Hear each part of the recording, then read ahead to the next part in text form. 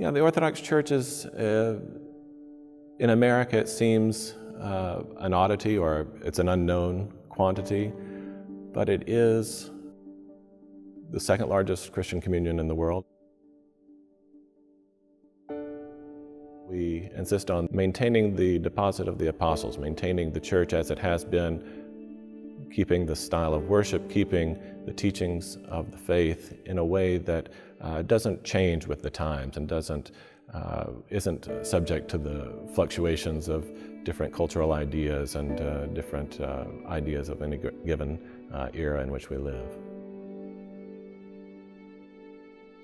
Many people come to our church for that very reason, that they've come from churches where they feel like the rug's been pulled out from under them.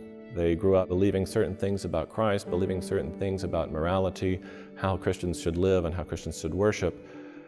And the foundation is no longer there because it's been changed so radically. And so the Orthodox Church for many people feels like coming into safe haven after a storm. And we can read in the writings of the Church Fathers, we can read descriptions of liturgies in centuries past, millennia past, and we recognize ourselves there. It's not a foreign world.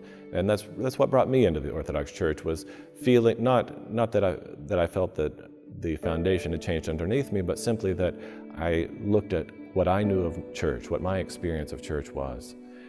And I was reading the writings of early Christians, and I could just see a tremendous gap between those two situations. And I said, well, the solution here is to make myself in line with what I find in the historical texts. And so it started me on the search, and here I am at the Orthodox Church, in the Greek Orthodox Church after a long search. I think that's our great appeal, is that we believe that Christianity is the process of preserving the deposit of faith that was given to the apostles. It's not about what we can do creatively in the name of Christianity. It's not about coming up with interesting thoughts or interesting ideas. It's about preserving the deposit of faith, and most particularly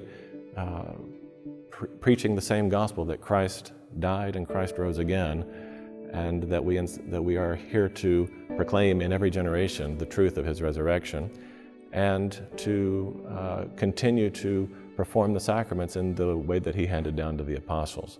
Because when we think about Christ, he didn't leave any writings behind. We don't have any in our scriptures. We don't have any writings directly from Jesus' hand. We have his teachings, of course, from the apostles who heard them.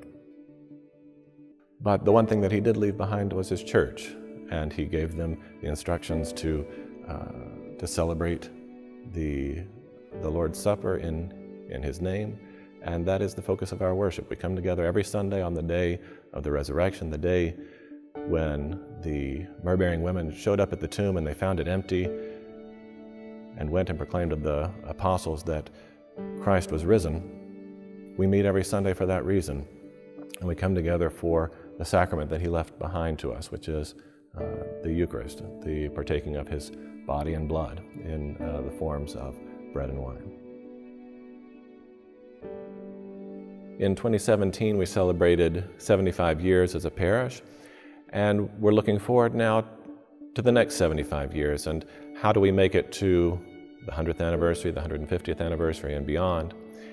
And for us, the focus is to make sure that we're proclaiming faithfully the gospel of Jesus Christ in the Orthodox faith, and to put our efforts on making sure that our young people understand the gospel and that they're being formed by it, and that it's not just something they maybe hear and understand in an intellectual sense, but it becomes part of their lives in such a way that it draws them closer into the church and into the bosom of Christ.